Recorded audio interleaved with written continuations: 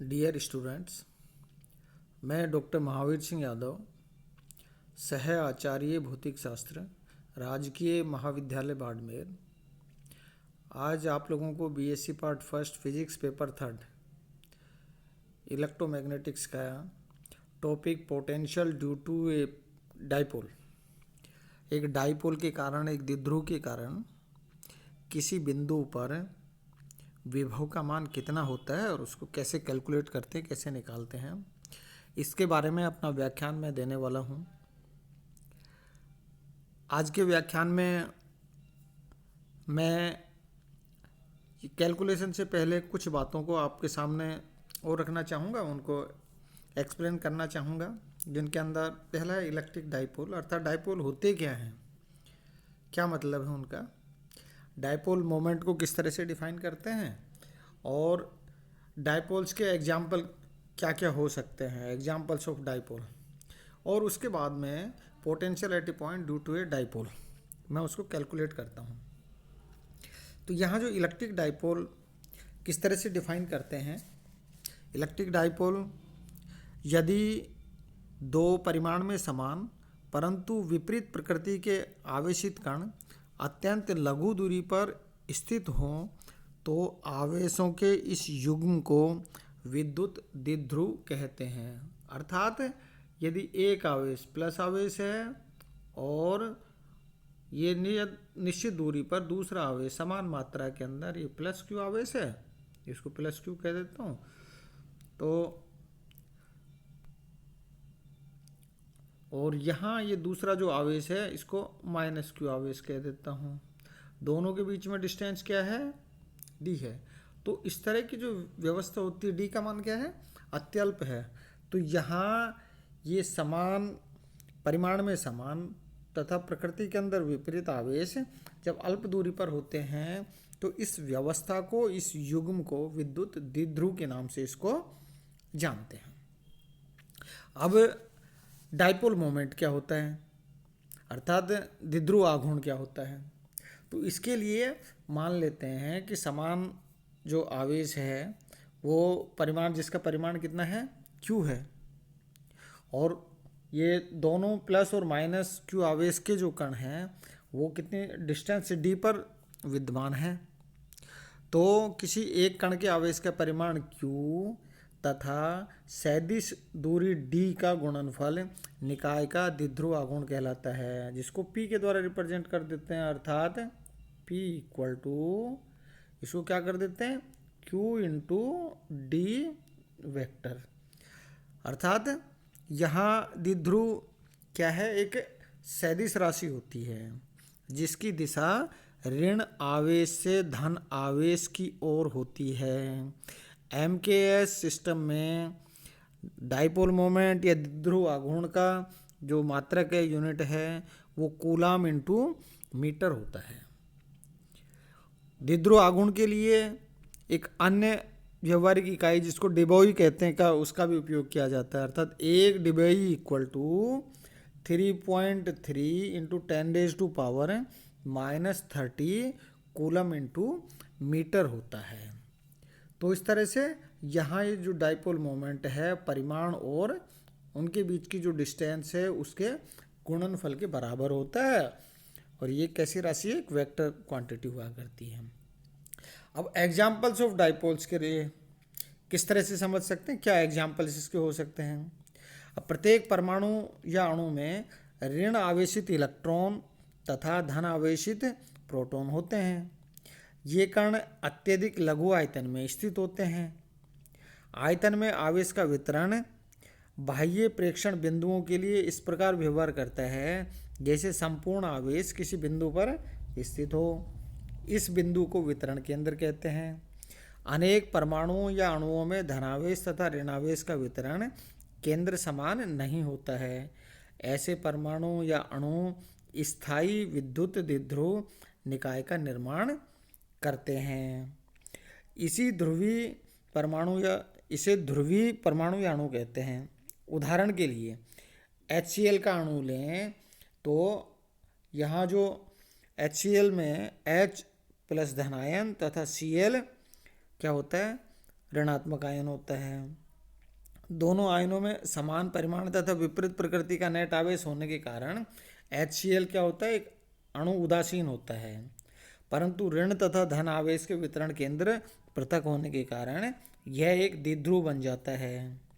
इसी प्रकार कुछ परमाणुओं या अणुओं में नेट धनावेश तथा ऋणावेश के वितरण केंद्र एक ही बिंदु पर होते हैं, परंतु जब उन्हें बाह्य विद्युत क्षेत्र में रखते हैं तो उनके आवेशों के वितरण केंद्र पृथक हो जाते हैं और ये द्विध्रुव का निर्माण करते हैं। अब एग्जाम्पल के रूप में लें तो देखिए, एग्जाम्पल में HCl कह सकता हूँ डाइपोल के, ये HBr हो सकता है, HBr है। इसी तरह से HI हो सकता है, इसी तरह से CO हो सकता है, इसी तरह से H2O हो सकता है, H2O हो सकता है, NH3 हो सकता है, NH3 हो सकता है। इसी तरह से यहाँ SO2 हो सकता है। इस तरह के खूब सारे और ये डाइपोल के एग्जाम्पल हमें देखने को मिलते हैं। ये ध्रुवीय परमाणु या अणुओं के आघूर्णों के मान को ज्ञात करने के लिए इनकी संरचना का अध्ययन किया जा सकता है। अब नेक्स्ट, अब मैं आता हूँ जो इम्पोर्टेंट पॉइंट है, potential at a point due to a dipole. तो डाइपोल के कारण से और किसी द्विध्रुव के कारण से किसी बिंदु पर और विभव का मान कैसे निकालते हैं। तो इसके लिए जैसा यहाँ मैंने इसके अंदर ये फिगर दिखा रखी है, इस फिगर के अंदर एक प्लस Q आवेश है, दूसरा माइनस Q आवेश है। ये Z अक्ष पर मूल बिंदु के दोनों तरफ d/2 दूरी पर स्थित हैं, जैसा कि इस फिगर के अंदर दिखा दिया गया है। यहाँ ये Z एक्सिस, ये वाली Z एक्सिस है, और यहाँ इस पे क्या है, प्लस Q और माइनस Q आवेश यहाँ इस पर विद्यमान है, जिनके बीच में डिस्टेंस कितनी है, d/2 है। द्विध्रुव के केंद्र O से R दूरी पर प्रेक्षण बिंदु P है। यहाँ ये जो है, ये प्रेक्षण बिंदु P है, जहाँ पर द्विध्रुव के कारण विद्युत विभव का मान ज्ञात करना चाहते हैं। इसलिए माना OP रेखा Z अक्ष से थीटा कोण बनाते हुए बनाती है। यदि द्विध्रुवों के आवेश प्लस Q तथा माइनस Q से P की दूरियां R1 तथा R2 है, तो यहाँ ये इधर ये क्या होगी, यहाँ ये डिस्टेंस BP R1 है, और यहाँ ये AP ये किसको रिप्रेजेंट कर रहा है, ये R2 को रिप्रेजेंट करती है। अतः प्लस Q आवेश के कारण P पर आवेश, P पर जो विभव का मान है वो कितना हो गया, V1 = KQ अपॉन R1। इसी तरह माइनस Q आवेश के कारण से कितना हो गया, माइनस KQ अपॉन R2 हो गया, जहाँ K किसको रिप्रेजेंट कर रहा है, 1/4πε0, और इसका मान कितना हो, 9 × 10⁹ न्यूटन × मीटर स्क्वायर प्रति कूलम स्क्वायर। अब यहाँ Q पर कुल विद्युत विभव का मान कितना हो गया, अर्थात V = कितना हो गया, V1 + V2, ये इसके द्वारा दे दिया जाता है। V1 V2 का मान रख देते हैं, KQ1 upon R1 minus KQ upon R2। इसको सोल्व करते हैं तो ये इक्वेशन 1 मिल जाती है, अर्थात V = KQ R2 minus R1 upon R1 R2। अब यहाँ इसको सोल्व करने के लिए R1 और R2 का मान निकालने के लिए P को केंद्र मान करके एक R त्रिज्या का एक चाप ML खींचते हैं। अब यदि द्विध्रुव से P की दूरी R, द्विध्रुव आगे आवेशों के मध्य दूरी D से बहुत अधिक हो, अर्थात R is very very greater than D, तो ML को एक सरल रेखा मान सकते हैं। यहाँ ये जो ML रेखा दिख रही है वो एक स्ट्रेट रेखा होगी, क्योंकि जो स्मॉल r है उसका मान दोनों डाइपोल के बीच की जो डिस्टेंस है, अर्थात प्लस Q और माइनस Q के बीच की डिस्टेंस D के कंपैरिजन में क्या है, अत्यधिक है। इसलिए यहाँ क्या होगा, एक स्ट्रेट लाइन के रूप में ये हमें मिलती है, सरल रेखा मिलती है, तथा ML रेखा त्रिज्य रेखा BP तथा AP पर लंबवत होगी। यहाँ यदि BP को पीछे की साइड में मिला दिया जाए और AP पे यदि इसको कट करती है, तो ऐसी स्थिति के अंदर क्या हो जाता है, ये लगभग ये इनको राइट एंगल पर या लंबवत ये इनको काटती हैं। इसके अतिरिक्त हम थीटा की वैल्यू यदि कैलकुलेट करें तो थीटा का मान क्या होगा, एंगल बी ओ पी जैसा इस फिगर के अंदर दिखाया, और इसका मान एंगल ओ बी एम और जिसका मान एंगल ओ ए एल के बराबर होगा, जैसा कि हम पहले इसके अंदर देख चुके हैं। ये थीटा का मान क्या है, ये बी ओ पी, इसका मान किसके बराबर है, ओ बी एम, या इसका मान एंगल ओ ए एल के बराबर होता है। अब हमारे पास दो ट्राइंगल हैं, एक ट्राइंगल है ओ बी एम और दूसरी ट्राइंगल है O A L. In triangle का उपयोग करके और हम अपनी इसको आगे बढ़ाते हैं। तो ये ट्राइंगल ओ बी एम में B M equal to B O cos theta अर्थात d by two cos theta हो जाता है, ये इसके अंदर ही आ जाता है। इसी प्रकार ट्राइंगल ओ ए एल जो नीचे वाली ट्राइंगल है उससे ओ ए का मान कितना हो जाता है, ओ ए कोस थीटा या d by two cos theta मिल जाता है। ए ओ का मान कितना है, डी बाई टू है। उसी तरह बी ओ का मान कितना है, डी बाई टू है। जैसा कि हम पहले इसकी जो द्विध्रुव आघूर्ण को जब डिफाइन किया था तो उसी समय दोनों के बीच की डिस्टेंस को क्या मान लिया था हमने, डी माना था। सेंटर से डी बाई टू हो जाती है। अब इसको जब आगे बढ़ाते हैं तो ऐसी स्थिति के अंदर जो आर का मान है वो आर का मान क्या होगा कि यहाँ ये ओ पी आर का मान कितना हो जाता है, इसके अंदर ओ पी इसका मान आर का मान ये ए पी की जगह ओ पी है, O P equal to M P that is equal to L P के बराबर होगा। और इसलिए बी से पी की जो डिस्टेंस है, बी से पी की जो डिस्टेंस है यहाँ जिसको आर वन के द्वारा हम लिख रहे हैं, ये आर वन का मान क्या होगा, B P that is equal to P M minus B M. ये फिगर से हम देख सकते हैं इसका मान कितना हो जाता है, R minus D by two into cos theta के बराबर हो जाता है। इसी प्रकार आर टू का मान कितना हो गया, आर टू इक्वल टू यहाँ A P that is equal to ये A L plus L P के बराबर हो जाता है। और इसका मान कितना, that is equal to r plus d by two cos theta के बराबर हो जाता है। तो ऐसी स्थिति के अंदर आर वन व आर टू का मान हमें प्राप्त हो जाता है।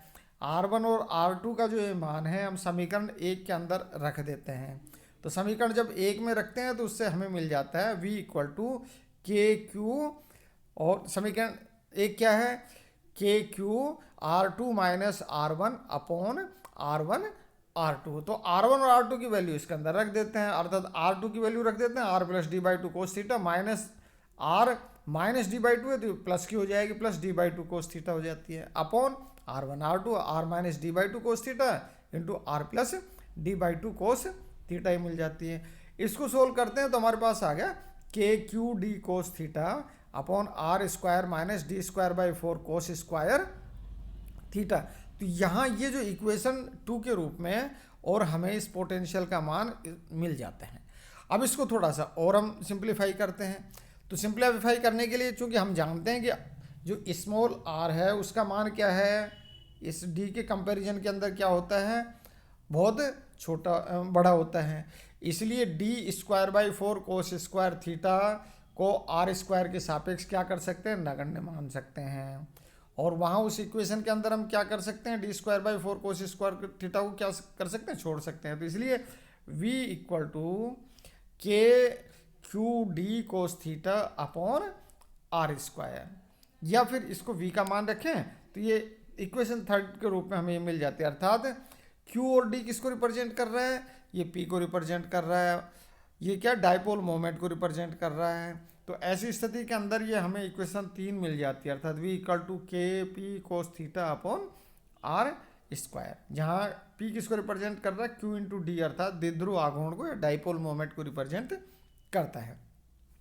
अतः किसी बिंदु पर विद्युत द्विध्रुव के कारण से अर्थात डाइपोल के इलेक्ट्रिक डाइपोल के कारण से जो विभव होता है वह दूरी के वर्ग के व्युत्क्रमानुपाती होता है। यहाँ ये 1/r स्क्वायर, इसको ये क्या दूरी के वर्ग के व्युत्क्रमानुपाती है।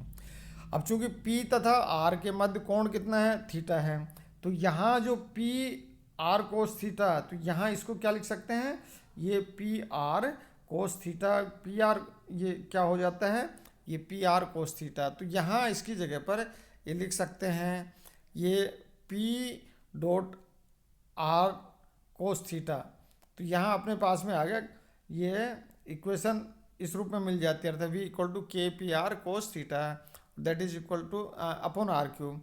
या इसी को जब सोल्व करते हैं तो अपने पास में आ गया वेर के इक्वल टू ये K into P dot R vector P dot vector R upon R cube. यहाँ इक्वेशन 4 के अंदर ये मिल जाता है। अभी इक्वेशन 4 को एक अन्य फॉर्म के अंदर हम लिख सकते हैं। हम जानते हैं कि यहाँ इसको कैसे लिख सकते हैं, यहाँ इसको इस फॉर्म के अंदर लिखा जा सकता है, अर्थात डेल इक्वल टू ये आ गया del 1 upon R equal to minus R vector upon R cube. यहाँ डेल 1 अपॉन आर का मान क्या रहता है, minus R vector upon R cube के बराबर होता है। इसलिए यहाँ जो इक्वेशन 3 थी, ये इक्वेशन 4 थी, तो वो किस रूप में मिल जाती, V equal to minus K P dot vector P dot del 1 upon R, ये इक्वेशन 5 के रूप में, ये इसका दूसरा रूप हमें ये मिल जाता है। पोटेंशियल का जो दूसरी फॉर्म है हमें इस इक्वेशन 5 के द्वारा देखने को मिलती है। अब यदि यहाँ फर्स्ट, अब इसको केस को, क्योंकि जो थीटा है, अब थीटा का मान हम दो तरह से यदि वो सेलेक्ट करें, यदि थीटा इक्वल टू 90 डिग्री हो, अर्थात जो बिंदु है वो बिंदु कहाँ पर हो, डाइपोल के निरक्ष पर विद्यमान हो, तो ऐसी स्थिति में थीटा इक्वल टू 90 डिग्री होगा, और थीटा इक्वल टू 90 डिग्री होगा तो कोस 90 का मान कितना हो गया, 0 हो गया। इससे v का मान कितना हो जाता है, 0 होता है। अर्थात डाइपोल के निरक्ष पर स्थित बिंदु पर विभव का मान कितना होता है, 0 होता है। जबकि सेकंड स्थिति के अंदर क्या है कि यदि थीटा इक्वल टू 0 हो तो कोस थीटा का मान कितना हो, अर्थात यदि बिंदु P कहाँ पर विद्यमान हो, अक्ष पर विद्यमान हो, तो ऐसी स्थिति के अंदर यहाँ थीटा इक्वल टू 0 हो गया और यहाँ कोस थीटा का मान कितना हो गया, 1 हो गया। इससे हमारे पास में क्या मिल जाता है, v का मान के पी अपॉन आर स्क्वायर, अर्थात इसका क्या मान मिलता है, इसका अधिकतम मान मिलता है। अर्थात इसका मतलब क्या हुआ, अर्थात द्विध्रुव के अक्ष पर स्थित बिंदुओं पर विभव का मान कितना होता है, अधिकतम होता है। आज के लिए इतना ही, बहुत बहुत धन्यवाद।